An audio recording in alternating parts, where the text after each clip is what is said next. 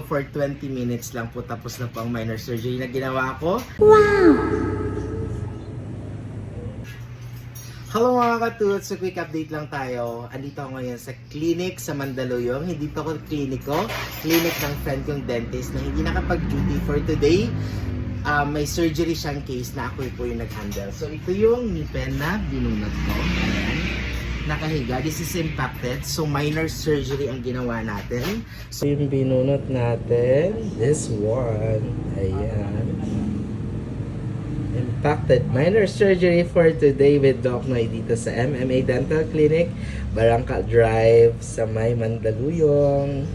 Ayan. So makita nyo, resection ng ginawa natin, pinutol natin yung ngipin. Ayan, dito sa part na to at dito sa root para hindi traumatic ang pagbunot, and very successful ang nangyaring bunot na minor surgery for today with Doc Noy. Successful naman pong ating minor surgery. So sa mga katuts natin dyan na naghahanap ng clinic malapit dito sa Mandaluyong, you can visit this clinic. Pakitaan ko lang sa labas nila para mas makita nyo siya kung madalaw kayo dito sa Mandaluyong. So ito yung clinic, MMA Dental Clinic. Dito lang yan sa may Barangka Drive dito sa Mandaluyong. So ito yung clinic mismo. And yan, yung katabi nila fried chicken.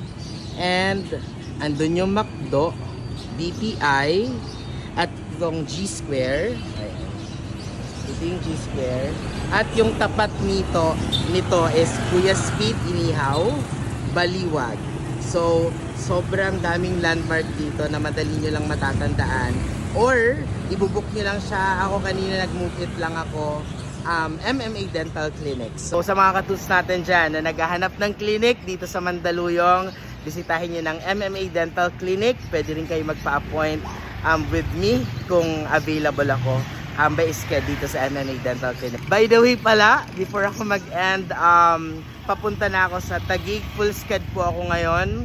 So, ang start ng patient ko doon is 12, supposed to be 1 p.m. pero maaga nga ako natapos. Baka nandun ako ng mga 12:15. So, see you mga katut sa mga patient ko dyan sa Taguig. Thank you and don't forget to smile!